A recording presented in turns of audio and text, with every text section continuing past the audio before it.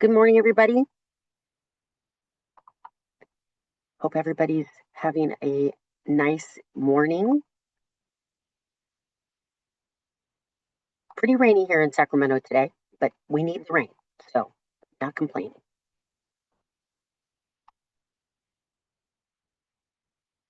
We'll get started here in just a second. We have about 500 people registered, so once we get to about the halfway point, we will go ahead and start the webinar.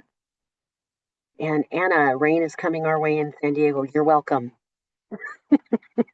This is probably coming down from us.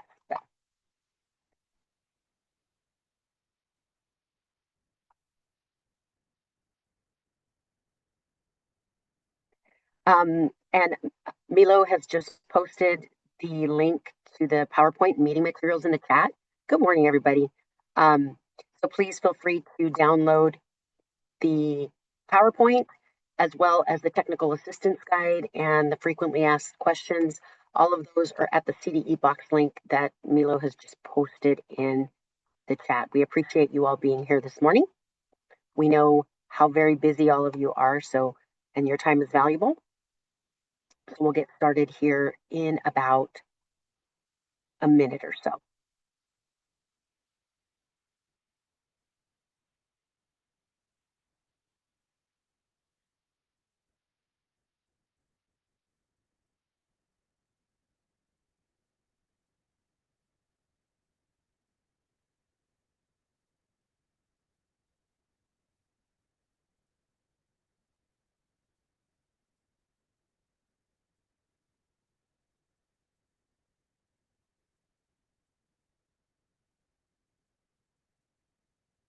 Yeah, I know that this time of year, Rosalie is pretty good. Good to see you too, Angela. Um, this time of year is always busy for trainings, right? Because we're in the fall one window. But we appreciate you being here. Hopefully, we can get you out of here on time. Well, I'm not anticipating that it's going to take more than an hour. But I said that yesterday at the proportionate workshop, and I lied. So, um, who knows? Okay, so it's 10:02. We're going to go ahead and get started this morning. Um, Thank you for joining us for the IEP Implementation Data Collection webinar. I wanted to introduce myself. My name is Brandy Howdige. I'm an information technology specialist with the California Department of Education Data Evaluation and Analysis Unit in the Special Education Division. Also co-presenting with me today, I will let him introduce himself. Good morning, everyone. My name is Chris Lee. I'm a research data specialist here in the Data Evaluation Analysis Unit, working with Brandy. And welcome, everyone. And we'll be going over all the details here shortly. Great. All right, so let's talk about, just some housekeeping, by the way. If you have a question, we would prefer that you put it in the Q&A section rather than in the chat. We won't be monitoring the chat for questions, so please type your questions in the Q&A box and we will respond to them accordingly. If you have multiple questions, please identify your first question with Q1 and then submit a second question with Q2, Q3, etc. Our agenda today, we're going to go over the description of IEP implementation and the specific requirements, the timelines, the procedure and methodology that you should use when calculating IEP implementation. Chris is going to walk you through the actual data collection website and some of the data validation requirements. This is being recorded and we will post it on the CDE's website probably within the next 2 to 3 weeks. So if you have staff that need to hear this information, please feel free to refer them to the website. We will send out some information when that's actually been posted. So yes, it is being recorded. So what is the objective of our IEP implementation data collection? So first of all, it is our responsibility under IDEA sections 300.600 and 300.323.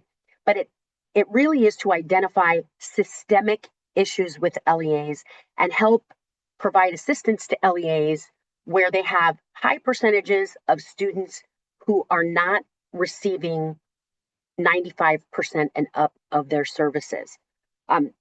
What we ask you to do is categorize these groups of students into 3 buckets, which we'll talk about in a minute.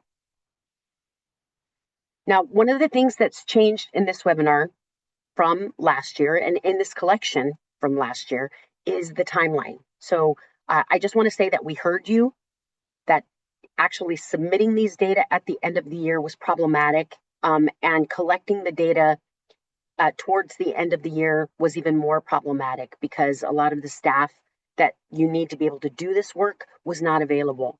So we have moved up the timeline. So now what you're going to be doing is you're going to be reviewing IEPs between January 1st and February 27th. So that's the date range for IEP review. What I want to get out of the way and tell you immediately is that we recognize that some of you will still be on break during some of those times. You do not have to count services for times that your schools are not in session. Okay, so that's, I just want to get that out of the way. But the range of review is going to be from January 1st to February 27th, 2026. We're conducting the webinar today. The data collection window is going to run from March 2nd through May 15th, 2026. Okay, so we will be collecting the data. What I ask is that you try to be diligent about submitting your data on time. One of the things I want to forewarn you about is that the CalPADS Operations Office is looking to identify districts that do not submit their data on time, and some of those districts are going into CalPADS differentiated assistance. The other piece of that CalPADS differentiated assistance is what is are they doing it in a timely fashion, and is it valid and reliable? And so when we have districts that are not submitting their required data on time, you could potentially be identified for differentiated CalPADS differentiated assistance, because they're asking each division to develop its own criteria. So please try to get those data submitted on time and by May 15th, 2026. That is the final due date of this particular collection. So what's going to happen is on March 2nd, CDE, our office, is going to forward each, or we're going to generate a random sample of SSIDs for district based on the size of the district and the number of students with disabilities within that district. And what we're looking at here is the number of students with disabilities that are enrolled during that date range. And Chris, correct me if I'm wrong. That sounds accurate.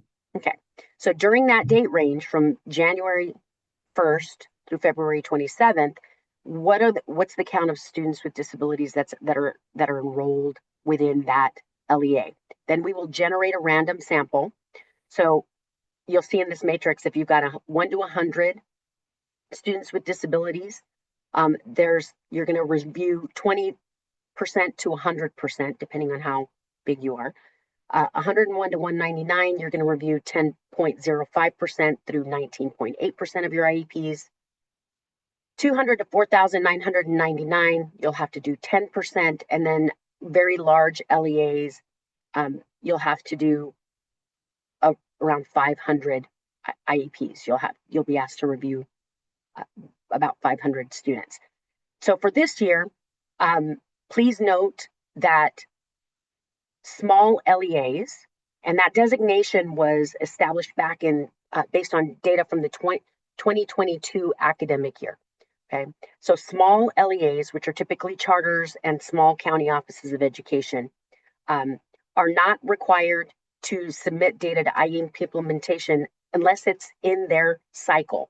This year, cycle C small LEAs will have to submit IEP implementation data.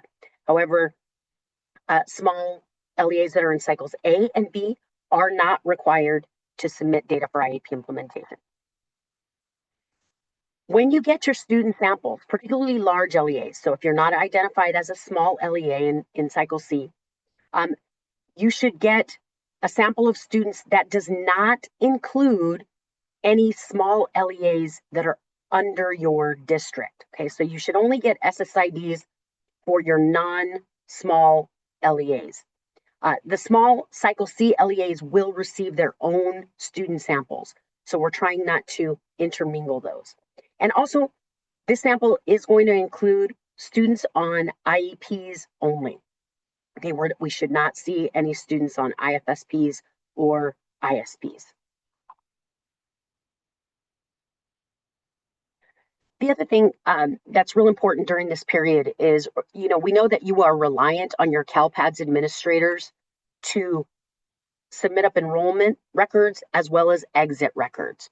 So what is very important is prior to us harvesting the data and pulling those SSIDs on March 2nd, if you have students that exited during that period from January 1st to February 22nd, make sure you work with your CalPADS administrators to exit those students appropriately, because if you don't do that and those enrollment records don't get exited, those students potentially could show up in your sample. Now, inevitably, it may happen. An exit may not get sent up, and you might get one of those SSIDs and you're aware that the student has actually left the district. Just know if you get one of those students in your sample, you are not required to review their IEP, but you should let your SELPA know that that student is not going to be reviewed because they are no longer within the LEA. Once we provide you that sample, it is up to you as a district to determine the process by which you will review all of those IEPs and the services prescribed within those IEPs, and whether or not the students actually received those services. Then you're going to categorize each student into 3 decile ranges.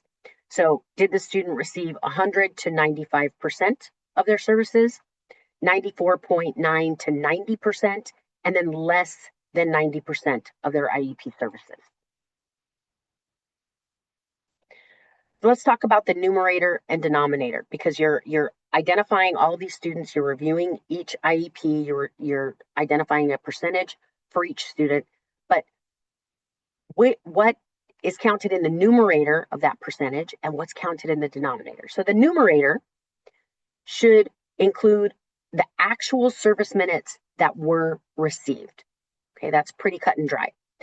The denominator should include a count of prescribed service minutes, including service minutes that the student actually received, so whatever's in the numerator. Also, student absences due to illness, familiar or student, truancy, or other excused or unexcused absences, and then staff absences due to illness or staff shortages.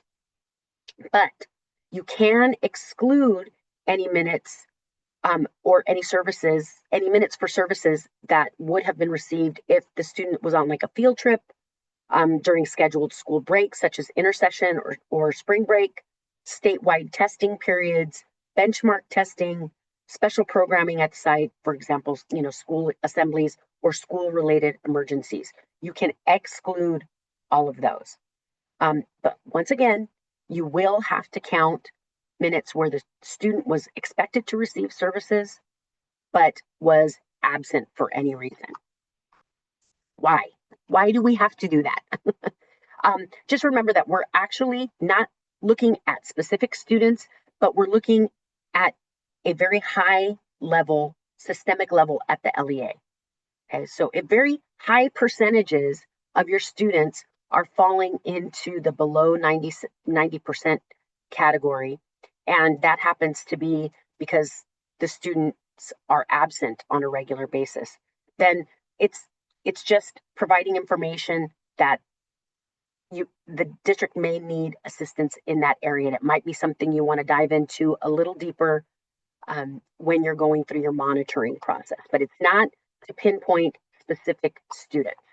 Now, having said this, what I will tell you is we have been having conversations, and we do hear you that it is very difficult as long as the staff is available to make or to provide those services and the student does not come to school or is not in attendance, that you want to be able to reflect that. And so we hear you, and we are having conversations potentially about starting a pilot, and it very likely will not occur this year, but next year, where we will get a sample group, and we will collect both the IEP implementation data that we're collecting right now in the same form, but from a select sample of districts. We're also going to collect those percentages where the student absences are not included in the denominator. And we are actually hiring a staff person that's going to specifically work on this, and this person will be coming on board in December. So just know that we do hear you, and we're going to investigate it a little further. Right, let's look at an example for a specific district. So here we're looking at ABC Unified. ABC Unified is always the example, isn't it? Every time we're talking about data. So this happens to be a large LEA with more than 5,000 students. So they are expected to review 500 IEPs, a little over or 10%. So the calculation for a single student, remember the time period for analysis is we're looking at services prescribed between January 1st and February 22nd. In this case, 2,000 service minutes were provided, but 2,160 service minutes were prescribed, which puts this particular student in the 93rd percentile for IEP implementation.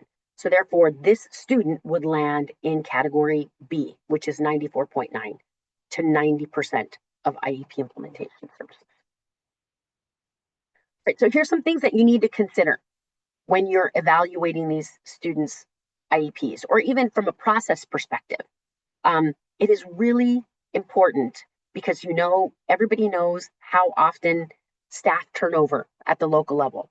It's really important that you have a clear, concise, documented process of how you're going to track whether or not a student has actually received their prescribed services. And it's really important to do that in preparation for any audits. You have to have a clear understanding of how your special education data system, and I'm talking about SACE, Cyrus, Welligent, Synergy, PowerSchool, whatever special education data system you use, you have to have a really clear understanding of how those services are tracked, how it's tracking what services are prescribed, and what percentage of those services have actually been received by the student. Also, make sure all service providers are clear on their obligation to provide services consistent with what's prescribed in the IEP. Now, when determining IEP implementation rates, there are some things that you have to take into consideration. Number one, and we just talked about them, either an electronic service log or a paper service log. You need to take into consideration transition services that are prescribed and received. Also, any services being prescribed or being provided by push-in or pull-out aides who document those services. How are you capturing specialized academic instruction? What's the process for determining that? Calculating and factoring in student absences as well as service provider or staff absences as well. Okay, so when we're talking about specialized academic instruction, please know that if the student is in attendance and they are prescribed SAI, you can count those as having been minutes having been received. Also know that if there's a substitute in there, as long as they're licensed, certificated, that can also count as minutes received. Compensatory services. So you can make up the services. They can receive compensatory services. They're not required to, but just know that if you're going to try and give the student compensatory services for services that they missed, it has to occur within that window, January 1st through February 27th. So last year was the very first year that we added IEP implementation as a component of the LEA annual determinations. It will continue to stay the same. So in February of 2026, and what we're aiming for right now is the very first week in February, any LEA that has more than 50% of their students in the 90 or less than 90% category will be identified as target not met. And actually, that number will be in the subsequent years ADL. So I apologize. This slide will be updated because I just thought about it in my head, because we're not actually going to even collect these data. So we're not harvesting them until after the ADL goes out for 2026. So I apologize, and I will make that correction. Right, so Chris is now going to walk you through the actual website logon. Or do we have any questions before we go into Chris's part?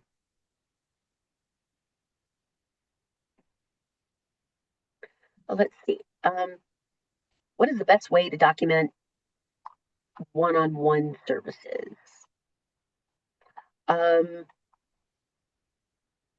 not exactly sure what that means. Stephen, Chris, you're really muffled. oh, sorry. I can see on the Q&A it says Stephen Rogers would like to answer the question live, but I don't know if he's able to click in and speak on this, or. We don't. So anonymous attendee at 1016, if you have more information about this, that would be great.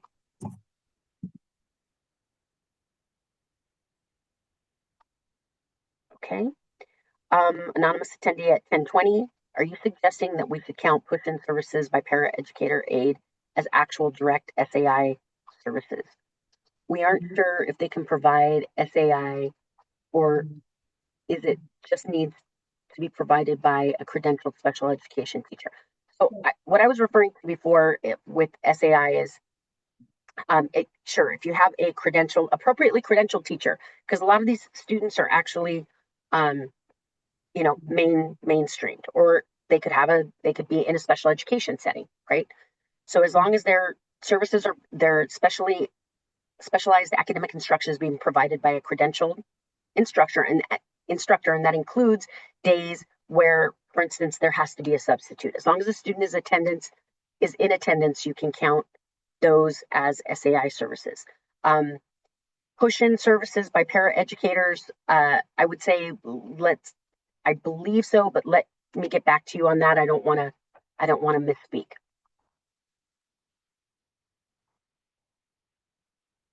Okay, Beatrice at 1021.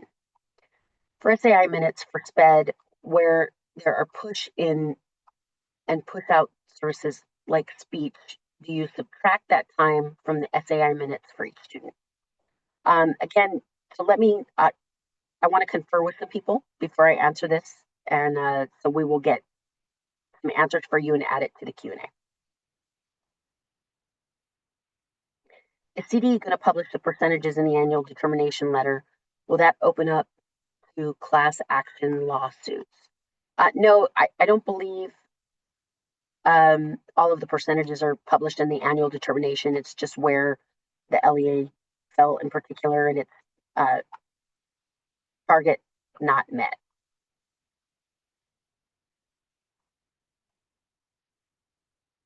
Aaron Taylor, law allows paraeducators to provide services in lieu of teachers. You're saying that's not counting. No, I didn't say that.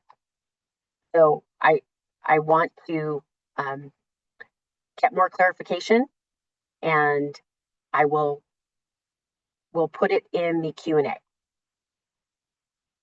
So I apologize if that's the impression I gave, because I just want to make sure that I'm clear about paraeducators that are pushing in or pulling in. And all I said before, by the way, when I was referencing things that you need to take into consideration, is when you're having an aide push into the class and provide services, you need to factor in whether, what schedule that paraeducator is on, and whether or not the student received the services that were prescribed, that were supposed to be provided by the push-in staff. So, and that's what I was referencing, right? That you just need to take that into account. I'm not saying it counts or it doesn't. What I want to do is get clarification on whether or not a para educator going in, pushing into a classroom, counts as specialized academic instruction. That's all. I'm not saying that it does or does not count. Substitutes have to have a SPED credential, or is a 30-day sufficient? As long as the educator that's in the classroom is appropriately authorized. Okay, so if they're appropriately authorized to be in the classroom, then that can count as specialized academic instruction. Okay, and please share the education code. I would need more information about which specific ed code piece you're talking about. Hi, we're an NPA and wanted to understand our role in this process. So non-public agencies that LEAs contract with to provide services, the LEA should be working with you to understand which services were prescribed being provided by the NPA and what percentages of those services the student actually received. So making sure you have, you're keeping service logs would be very, very helpful. And if anybody else from an LEA wants to chime in the chat about that, you are more than welcome to.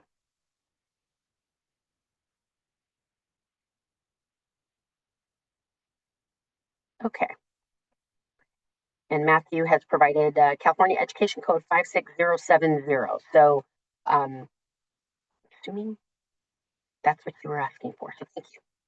Appreciate that, Matthew. All right, so we'll go ahead and proceed with the webinar. And just go ahead and talk for me, please, because you're still a little garbled. Okay, can you hear me okay? You have a headset? I do, but I don't know if it's functional, so. Okay, can you come and get mine? Can you come and get mine real quick, please? Because I want people to be able to hear you. Okay, let me plug this in real quick, Brandy. I'll try and see. Okay, so just 1 second.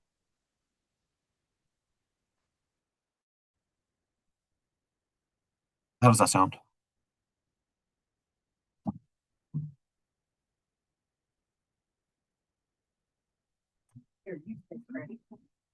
This was Brandy. This one does as well, but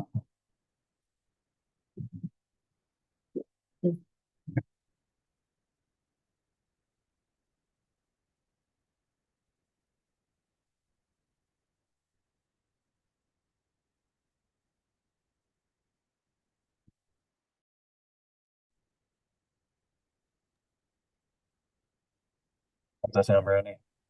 Better. Okay, great. Okay, here we go. All right, we're wired in. We're ready to go.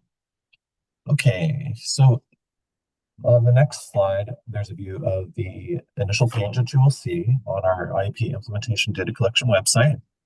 This information will be emailed out once we send out our access codes to all the SELPA directors. And this is where you will enter the access code that you will receive. Next slide.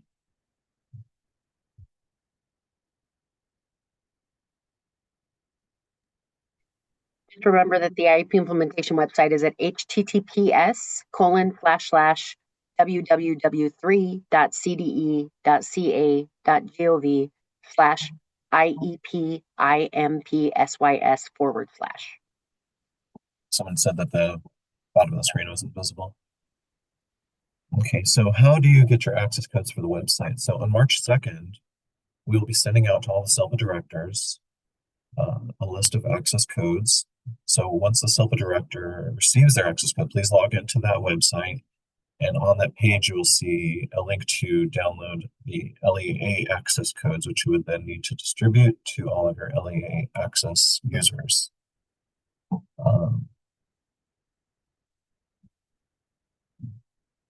Along with that, please also do send the link so that they will know what page to go to enter that access code. Once again, just to reiterate, your SELPA directors will receive the access codes. SELPA directors are expected to send those out to their respective LEAs. We will not be sending access codes directly to LEAs, so you will need to contact your SELPA directors for your access code, but they should reach out to you and provide it to you. Yes. So the next page, we will see what the dashboard looks like for a SELPA level user. This will provide you your information for what SELPA code, and relative SELPA information. On the right side of the page, there is a link that you would click on to download your LEA records. And let's go to the next slide. And on this next slide, we see a view of the Excel document that contains the information for all of your respective member LEAs for your SELPA. LEA name, the CDS code, and their respective access codes. And this is where you would find those access codes to send to the respective LEA member contacts. So please, as Brandy mentioned, is the responsibility of the SELPA directors to get those access codes to your LEA representatives, and timely as well. So when we have the release on March 2nd, that will allow the LEAs to have the most amount of time to report the data that they need to report.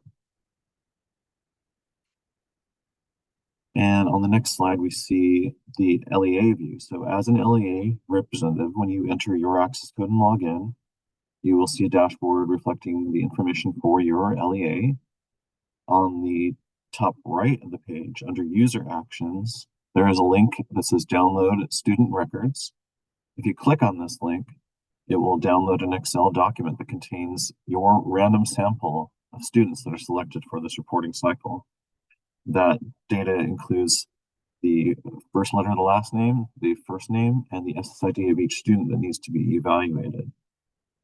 The page on the dashboard contains a frame where you will report the IEP implementation success rate. So once you have performed the evaluation to see where each student falls and the percentage of IEP implementation services received, the total count of each that fall into those categories needs to be filled in the three boxes, one for 95 to 100%, one for 90 to 94.9%, and then all students less than 90% would be filled out in that box. Once those are completed, there is a button below that says Save Data. You click that, and then once you've saved the data, you would click the button below that to submit that IEP data. So again, just take a moment here to emphasize the importance of, and as Brandy mentioned earlier in the presentation, make sure that your CalPADS data reporting is up to date prior to March 2nd, because if it's not, when we pull that random sample on March 2nd, if there's a student that had exited special education, they may be included in the sample that you receive. And that's a frequently asked question. The student left, why are they a part of my sample? It's because at that time that we pulled the sample, the CalPADS reporting was up to date. So please make sure that that is up to date. Thank you. And the next slide. So once your data has been entered and you clicked to submit, the next page requires certification of this data. On this page, you would enter the information of who is submitting the data, your title, your email, your phone number, and an extension if necessary. And once that information is completed, you would click the button below that says Submit IEP Implementation Data. There is a disclaimer that says, on behalf of the superintendent of the district and or principal, I certify that the data submitted is true and accurate to the best of my knowledge. This, in effect, certifies that that data is true and correct. Now, once that button is clicked to submit the IEP implementation data, no changes can be made to the data that you've entered. So please be sure that the data you've entered is correct before clicking this button to submit. And next slide. So after certifying and submitting that data and clicking that the data is true and correct, the next page will be your LEA level dashboard again. It will indicate that the data has been submitted and is now awaiting SELPA review. It will show on the right the information that you submitted. The fields will be grayed out so they aren't able to be edited, but you can still view them to see what information you've submitted and make sure that is accurate. And one note on this for the totals. So if you received, say, for instance, a sample of 500 students, and there was some circumstance where they were not able to be reported on, as long as it's within a marginal percentage, the website will still accept the submission. So if you had less than 500, say 475, 498, you can still submit the data. But just be sure to have an explanation as to why, so that SELPA will understand when they review your submission. Okay. So when SELPA goes back into review to see if you have submitted your data, and this is review for the SELPA director's login, you'll see a list of your LEAs, your member LEAs, and their status. So in this example, we see an example for Palmdale Elementary, that they've submitted their data and it's awaiting review by the SELPA. So on the right, there's a link that says review submission. So the SELPA director should click that link, which would then open on the next page. The next slide, please. So this page will show this more specific granular information for that particular LEA. It will show the data, including the numbers for each category of percentage reporting for that LEA. And the SELPA director reviewing has the option to either approve or reject the submission. If you approve the submission, just simply click approve and save data and go to overview button on the bottom. If there's a reason that you feel that there's something wrong with that submission, you can also click reject submission and then enter the information as to why you feel that this submission needs to be reviewed or changed or edited, and then a message will be automatically sent to the LEA representative indicating such. So once that decision has been made and you've clicked save data and go to overview, next slide. The SELPA dashboard will then reflect that that data has been approved in your list of member LEAs. So during the reporting period from March 2nd to May 15th, I believe, please frequently go in and check, because if you have a large number of LEAs, not everyone's going to report on the same date. So you can keep up to date to make sure that you're reviewing and approving each of these submissions accordingly. Next slide. So as far as data validation requirements, as I mentioned in one of the slides that showed where the person that enters the information as the submitter, they will serve as representatives for the superintendent or principal of each LEA. That data submitted is true and accurate to the best of their knowledge. And this is also to assess validity and reliability of the data submitted in response to the state's annual statewide data collection. And at the end of this, once we've collected all the data, 10% of the LEA's reporting will be randomly selected for a follow-up survey, which is administered by our focus monitoring and technical assistance units. And that response to that follow-up survey is mandatory.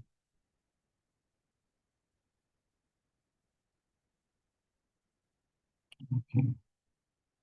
And we have further resources. The CDE web page is now available with all this information on there for you, which will also include links to the PowerPoint slides, the frequently asked questions, and eventually this webinar recording will also be posted there for future reference. So if you know someone that missed it and they need to review this information, they can go to the website and click to link and review this presentation. Should I read through those links, Brandy? Okay, the IEP implementation web page is https://www.cde.ca.gov/SP SE/DS/IEP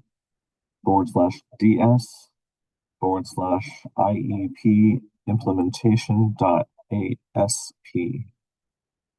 And then the IEP implementation reporting website is https://www.cde.ca.gov/IEP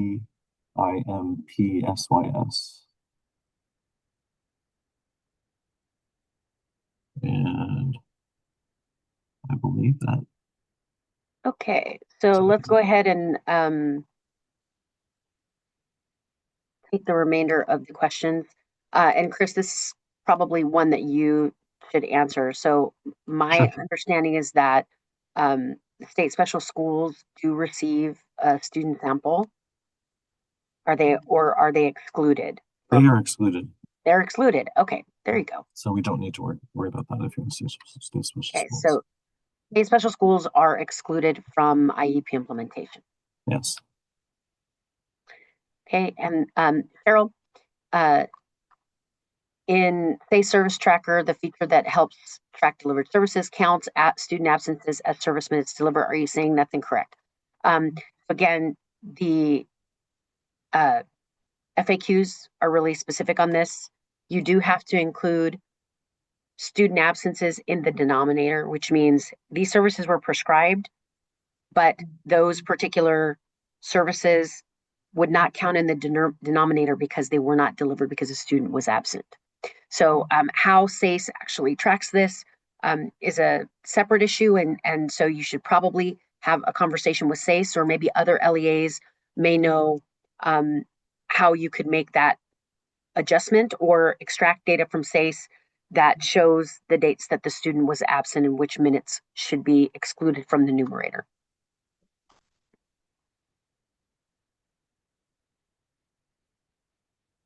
Okay, do we have any more questions? And again, there is a frequently asked question document in the meeting materials. Again, not much has changed from last year at all. The only things that have changed significantly in this year's IEP implementation data collection is number one, the time frame, the date of review, and the date that the data are actually due to CDE. And the other thing that has changed is that this year's Cycle C small LEAs will be included for purposes of IEP implementation. So Cycle small LEAs and Cycle A and B will not be included. Yes, correct. Okay, any other questions? Okay, once again, if you do have questions, where are the frequently asked questions? The FAQs are in the meeting materials. So if you look in the chat, we do have, my staff has been putting the link to the box site where you can download the meeting materials. The meeting materials include the PowerPoint as well as the technical assistance guide on, how to get you through the actual data collection website, as well as our frequently asked questions.